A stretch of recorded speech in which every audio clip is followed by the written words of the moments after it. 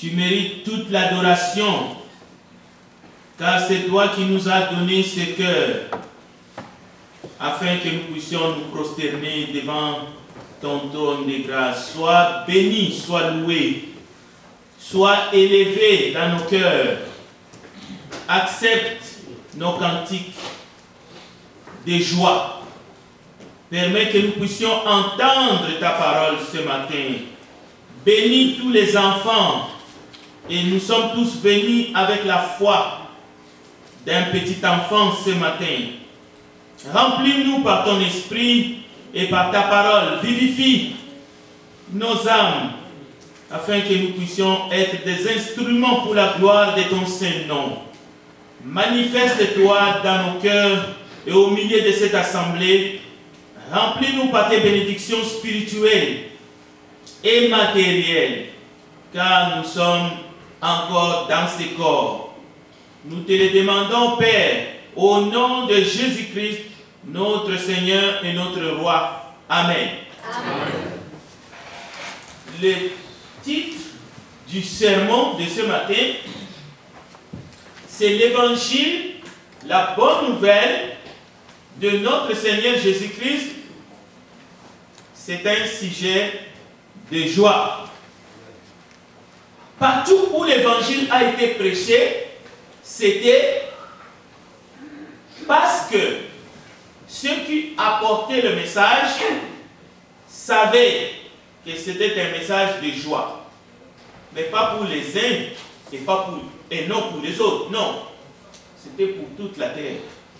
Même les anges, lorsqu'ils sont venus annoncer aux bergers, ils étaient dans la joie.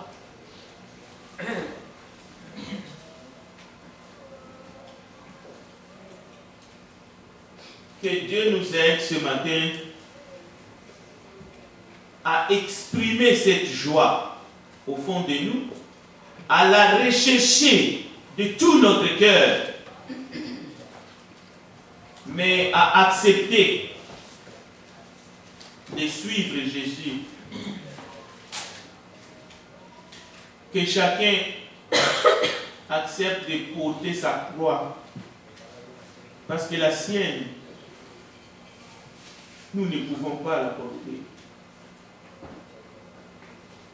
Mais chacun peut accepter de porter sa croix. Il nous le demande. Mais il faut la porter avec joie. C'est ça qui signifie que Dieu aime ceux qui donnent avec joie.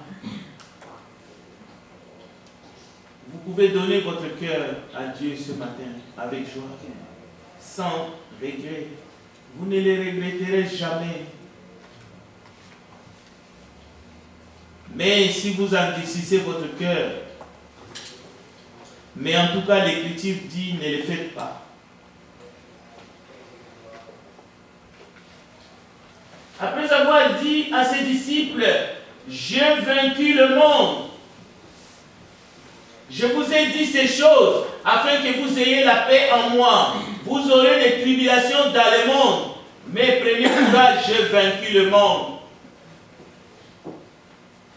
C'est dans ce monde que l'évangile de Jésus-Christ, un sujet de joie, est prêché aux hommes et aux femmes qui souffrent dans ce monde, qui sont sous les jougs du péché, qui souffrent malgré les avoirs, qui souffrent malgré les possessions, qui souffrent malgré les savoirs, les grands savoirs même.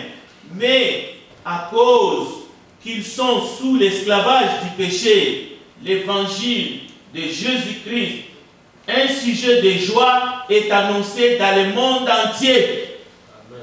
Et lorsque ce message est reçu, c'est comme un virus. Cette joie transperce notre cœur, malgré et contre tout, malgré l'adversité. Vous allez être un homme de joie, vous allez être une femme de joie. Malgré la souffrance, vous allez rayonner de joie. Mais cette joie n'est pas comparable à cette joie, à cette festivité que nous voyons que les gens du monde ont. Le psaume 126, verset 5, nous pouvons lire que ceux qui sèment dans les larmes récolteront dans la joie. Donc, même si nous nous humilions ce matin, même si nous nous humilions toute notre vie, ici-bas, sous la puissante main de Dieu, notre Créateur, lui qui est élevé au-dessus de tous les dieux de ce monde, un jour, il essuiera nos larmes. Mais il essuie déjà nos larmes. Un jour, il nous élèvera.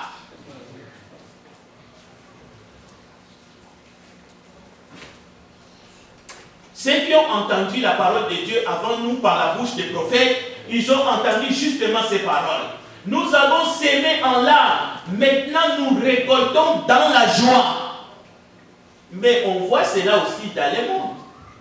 Ça se passe aussi. Allez poser la question aux cultivateurs. Allez poser la question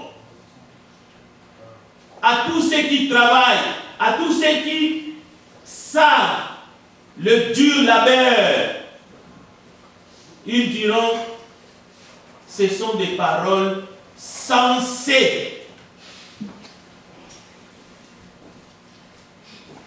N'allez pas interroger les paresseux qui ne connaissent pas ces vertus. Écoutez, l'évangile de Jésus-Christ de Nazareth ne prétend pas affranchir l'homme de la souffrance depuis que Adam a chuté. Ce n'est pas un évangile social. Ce n'est pas un évangile des hommes.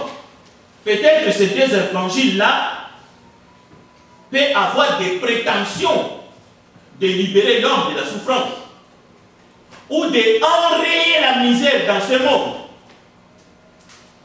Mais l'évangile de Jésus-Christ, l'évangile que les apôtres ont annoncé, ont prêché depuis le 1er siècle, le jour de la Pentecôte, et même avant, Jean prêchait, Jean le Baptiste. Jésus lui-même a prêché. Le royaume de Dieu est proche. Il a fait des miracles. L'évangile de Christ ne prétend pas affranchir l'homme de la souffrance. Mais au sein même de la souffrance, l'évangile de Jésus apporte les secrets de la joie. C'est un sujet de joie pour toute la terre. Donc, nous vous apportons ce matin un sujet de joie. Vous avez un sujet de joie à apporter aux habitants de la terre.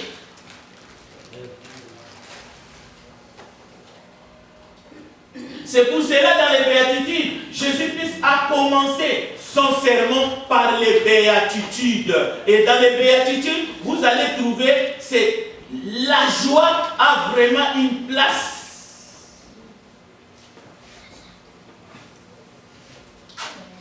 Heureux ceux qui pleurent, heureux les persécutés. Je sais que l'ennemi, Satan, l'usurpateur, le calomniateur, l'homme de demi-vérité, a passé ces paroles de Christ en dérision.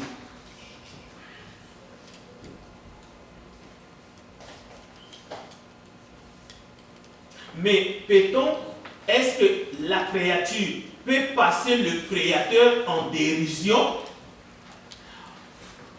Pourquoi il faut qu'on touche ce problème-là? Parce qu'il y en a qui sont troublés. Et il faut aller les chercher. Heureux les pauvres en esprit. Le calomniateur a pris Il a passé ça en dérision. Comment?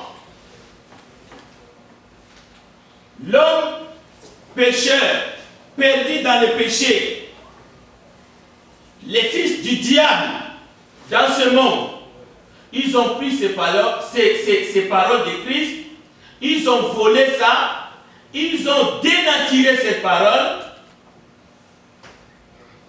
Et aujourd'hui, il y en a, quand ils écoutent, heureux ceux qui pleurent, heureux les persécutés, heureux les pauvres en esprit.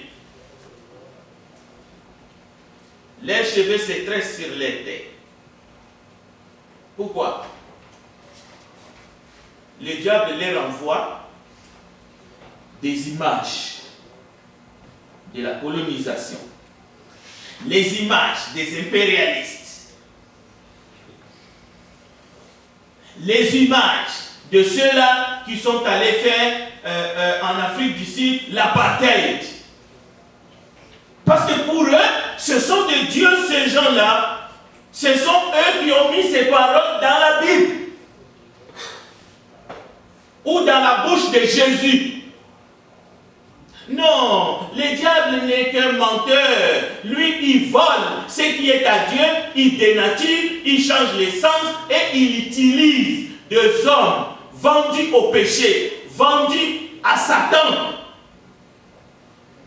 pour qu'ils puissent autour d'eux répandre la mort et répandre le péché, pour que les gens, au fait, lorsqu'ils entendent ces paroles, ils ont comme envie de vomir.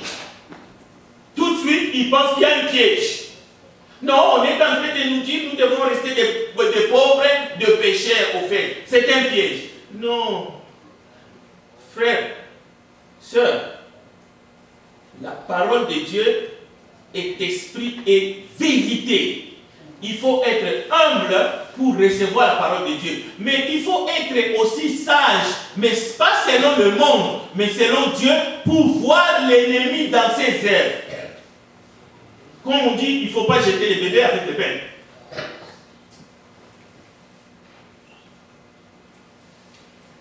Jésus dira dans Matthieu chapitre 5, verset 4, il dit, votre tristesse se changera en joie. Pourquoi il a dit ça? Parce qu'il n'avait pas besoin qu'on lui dise ce qu'il y a dans l'homme.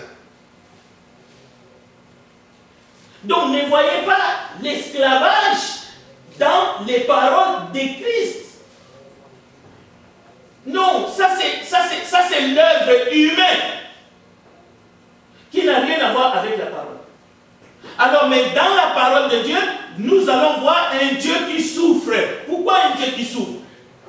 Écoutez, nous ne pouvons pas faire souffrir Dieu dans le sens que ce que moi j'ai fait, non, Dieu sait ce que je fais, il n'y a rien qui peut étonner Dieu. Mais, lorsqu'un père se sent mis de côté, lorsqu'un père, mais le Père céleste, se sent abandonné par ses propres créatures, par ses propres enfants qu'il a créés libres, comme le frère a dit, dotés justement du libre arbitre. Lorsqu'il voit ses enfants choisir un chemin, un autre chemin qui mène à la perdition, voilà le Dieu d'amour. Au fait, c'est l'amour en Dieu qui souffre. Mais il attend. Mais il n'attend pas les bras croisés, il fait quelque chose. Il envoie le Rédempteur, il envoie son propre fils, son fils bien-aimé. Au fait, c'est une partie de lui-même. Il descend des cieux. Et lorsque le péché est retrouvé, lorsque le fils prodigue, la fille prodigue est retrouvée, lorsque la brebis égarée est retrouvée par le bon berger, dans l'évangile de Luc au chapitre 15, le sujet de la joie réapparaît, mais très fort.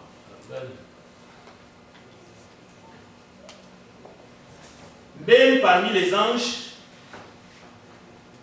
il y a la plénitude de la joie. Comme si il a fallu qu'il y ait d'abord cet égarement pour que la joie puisse atteindre son paroxysme. C'est ce que nous voyons lorsque le fils prodigue rentre à la maison. Jésus, dans cette parabole, exprime les émotions du Père, les émotions de Dieu. Le Père courut.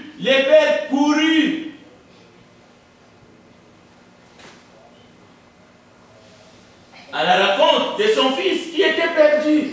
Et Dieu a quitté le ciel pour venir sur la terre. Pour que toi, mon frère, pour que moi, pour que toi, ma soeur, tu puisses être retrouvé. Les livres des Actes nous apprennent que ceux qui croyaient en Jésus, ceux qui se convertissaient, parce qu'ils ont entendu le message de l'évangile de Jésus-Christ, comme ce matin, le message d'amour, car Dieu a tant aimé le monde qu'il a envoyé son Fils unique, afin que quiconque croit en lui ne périsse point. Les gens se convertissaient. Les gens se frappaient la poitrine. Ils disaient, je suis pécheur, j'ai péché. Une femme adultère, une femme prostituée, il a mouillé les pieds de Jésus. Pas avec de l'eau, mais avec ses larmes. Lorsque Jésus dira à cette femme que les péchés sont pardonnés, la vie de cette femme a changé. Elle est devenue une femme, même si on l'appelle prostituée, ça ne lui fait plus rien.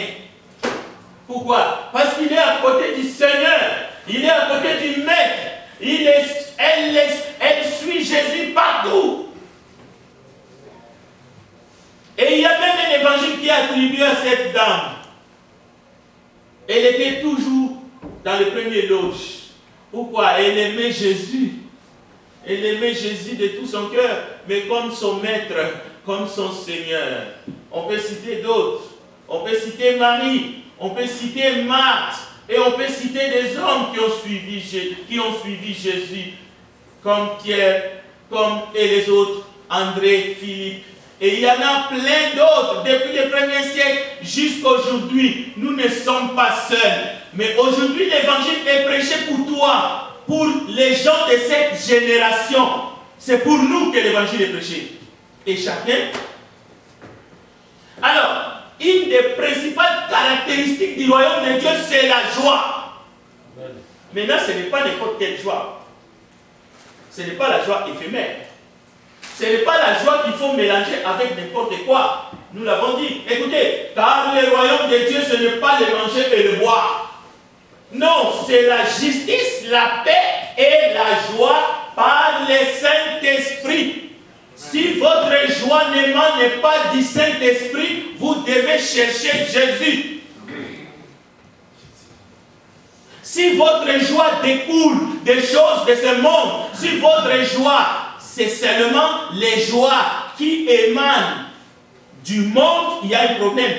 Mais la joie dont il est question ici, la joie spirituelle, la joie éternelle, c'est une joie par le Saint-Esprit. Est-ce que le manger c'est mauvais? Non. Est-ce que boire de l'eau c'est mauvais? Non.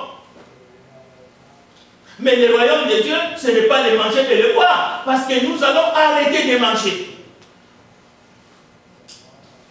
Il arrive, on a envie de manger, mais on ne peut pas.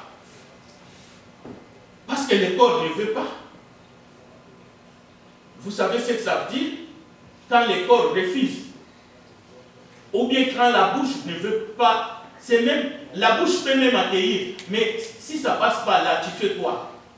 Donc, il arrive à un moment donné que même le manger, même le boire, c'est une partie des plaisirs, mais il arrive à un moment donné, ça ne passe plus, ça cale. Mais le royaume de Dieu, c'est la justice, la paix et la joie par l'Esprit. Ces choses-là sont éternelles. Et vous avez besoin de cela. En d'autres termes, vous avez besoin de Jésus. On ne vous prêche pas une religion. Nous ne cherchons pas des adeptes. Nous ne voulons pas faire grand l'entreprise, au fait. Non. L'église locale, c'est la famille de Dieu. Mais nous disons bienvenue à la famille de Dieu. Mais la famille de Dieu a besoin des membres.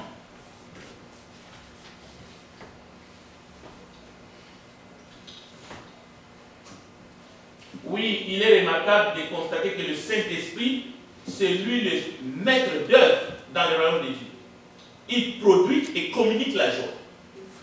Encore une fois, la joie de l'Esprit sera votre force. Cela veut dire même dans la tribulation.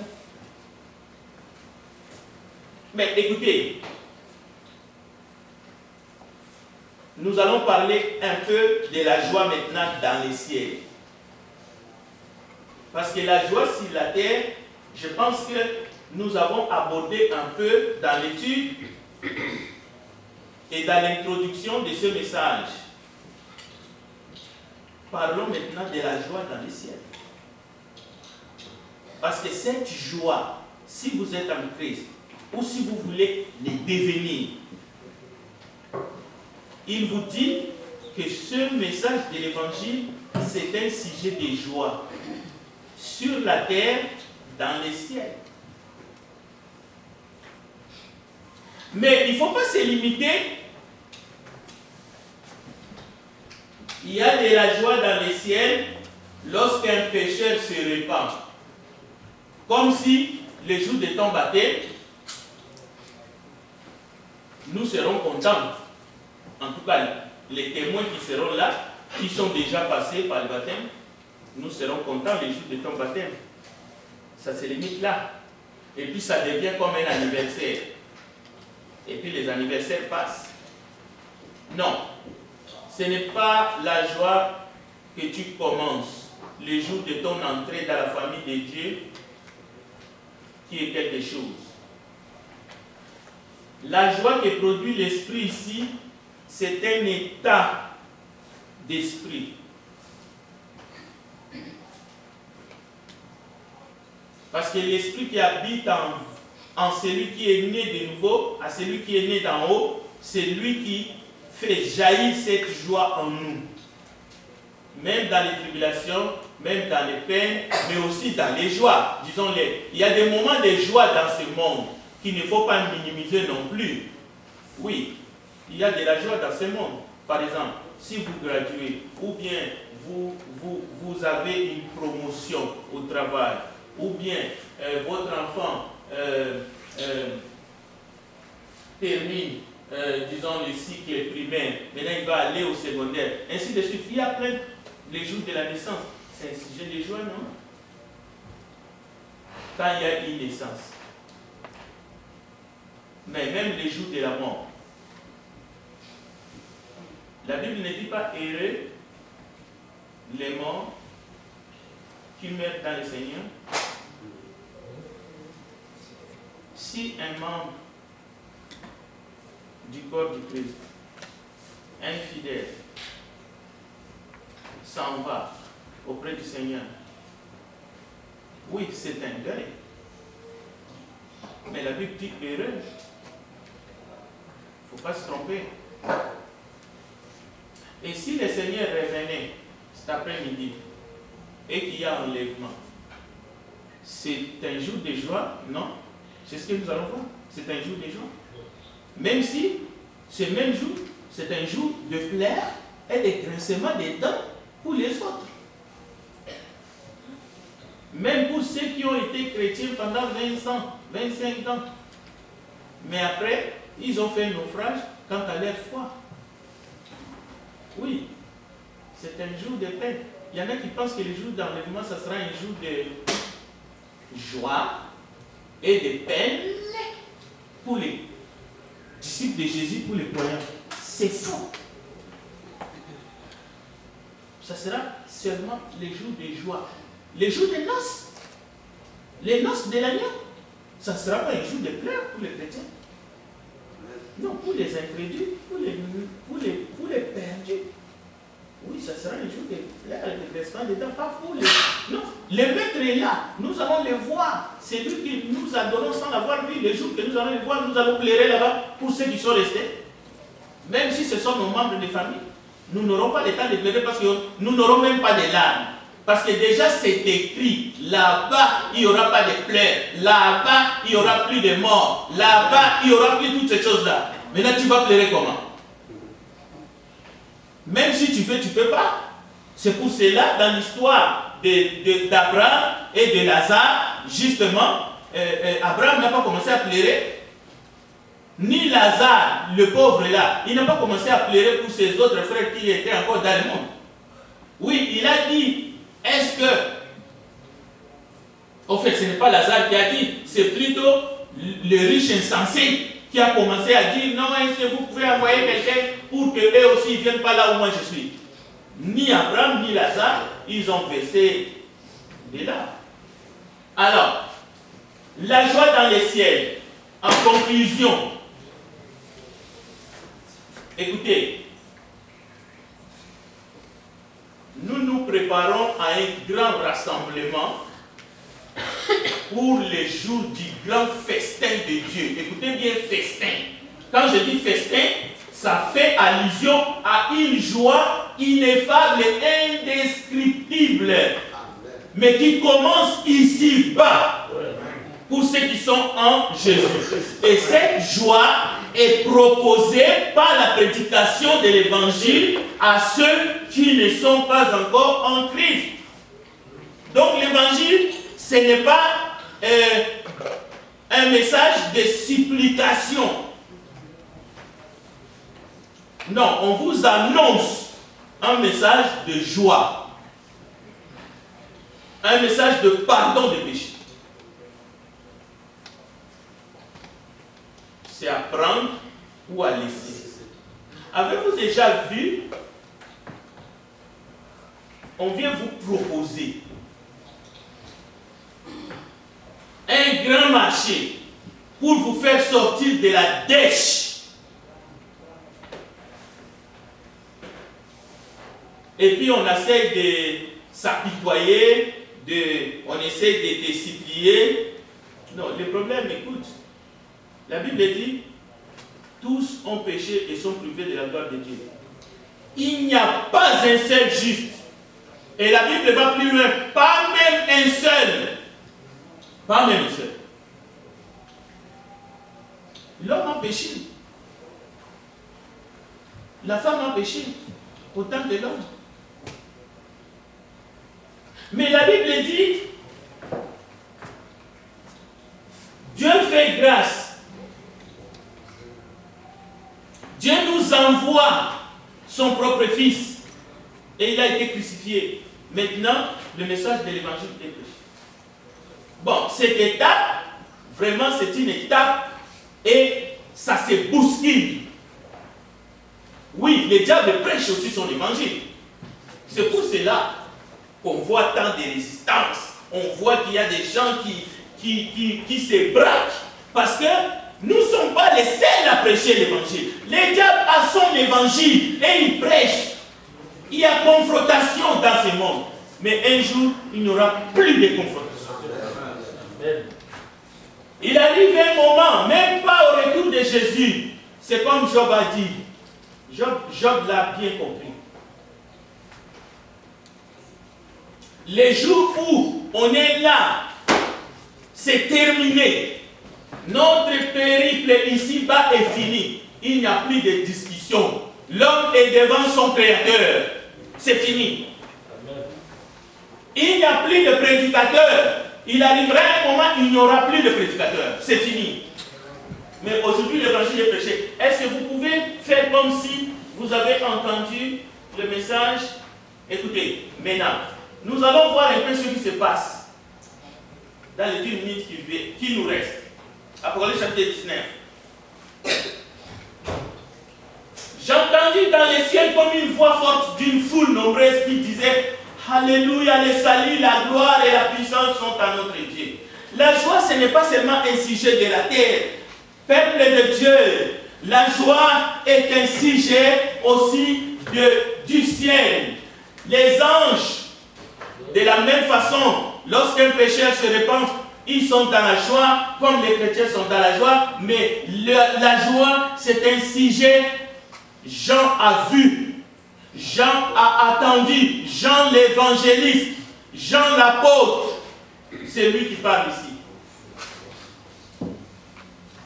Il dit, parce que ces jugements sont véritables et justes, car il a jugé la grande prostituée qui corrompait la terre par son impudicité.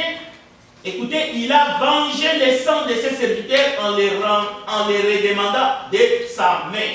Et il dit une seconde fois, Alléluia. Et sa fumée monte au siècle des siècles. Vous voyez encore ici des sujets de grande joie. C'est-à-dire, Dieu a fait des choses de telle sorte que, lorsque tu viens à Jésus, parce que Jésus a dit, nul ne peut aller au Père que par moi. Lorsque tu viens à Jésus aujourd'hui, et tu lui donnes ta vie, il va te purifier par son sang de tous tes péchés, il va te justifier devant la sainteté du Père, il commence à te donner des raisons pour que tu sois dans la joie.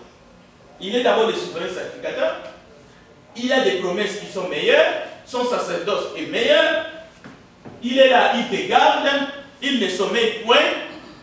Tu as toutes les belles promesses qui sont dans les Écritures, alors que les choses de ce monde, que rien, et Jésus va le dire lui-même dans Jean chapitre 11, que personne ne vient voler ta joie. Qu'aucune circonstance dans ce monde ne vient te voler ta joie. Il n'y en a pas. Il n'y en a pas.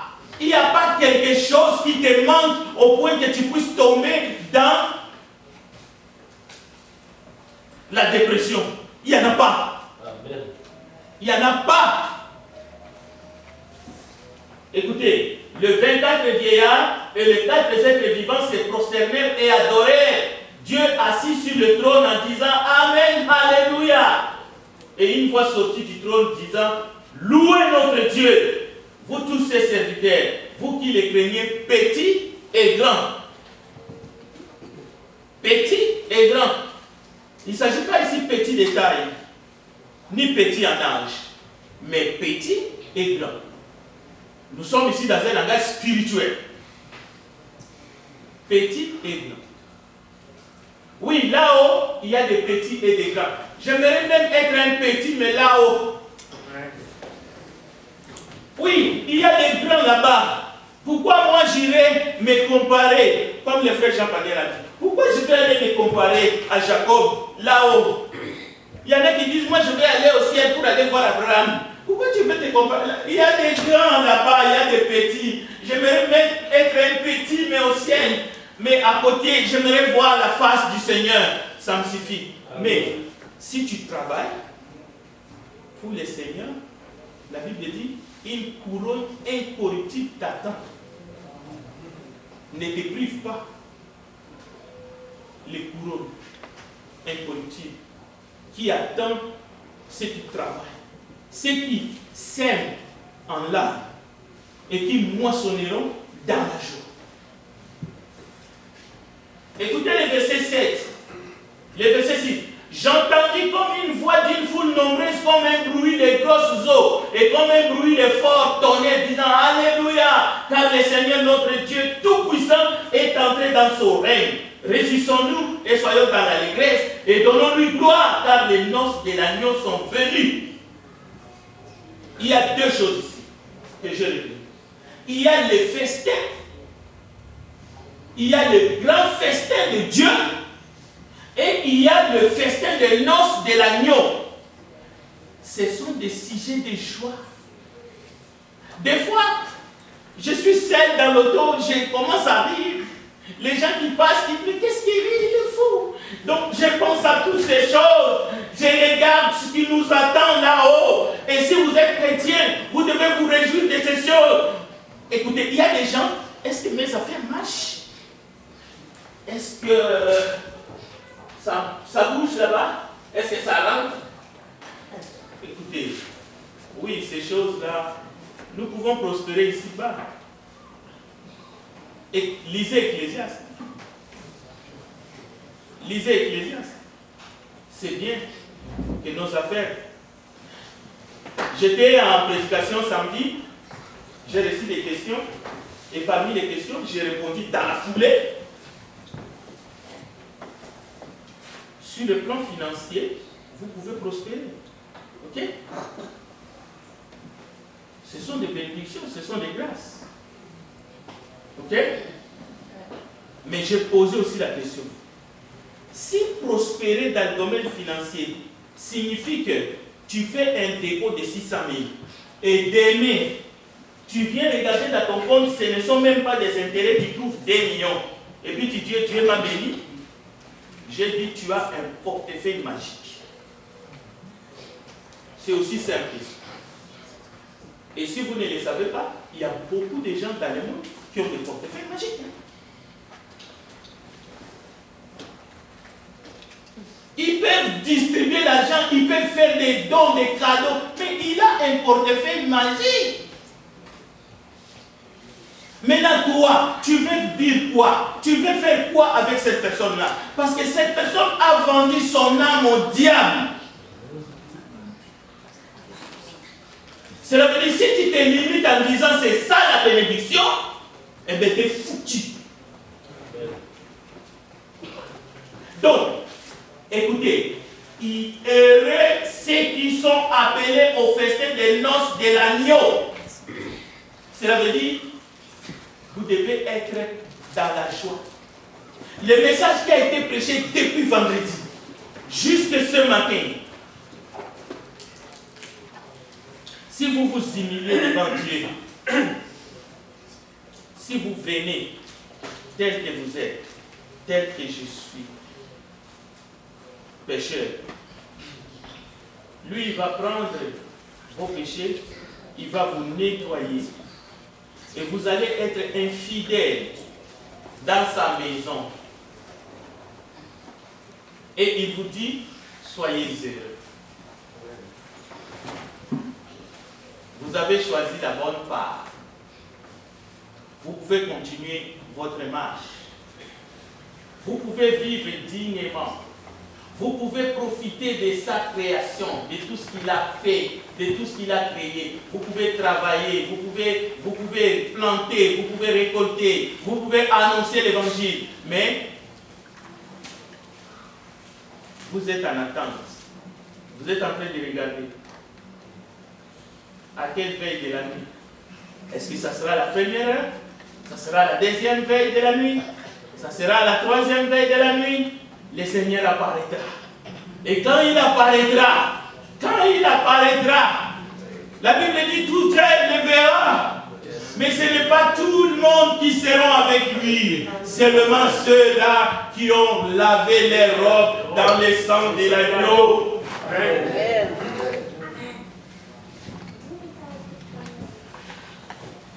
Il t'appelle. Viens. Viens. Viens, il t'appelle. Que Dieu bénisse sa parole. Amen. Chantons et nous allons.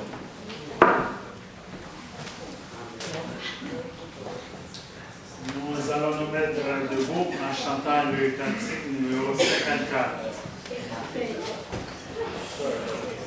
Le cantique 54. Entends-tu Jésus t'appelle?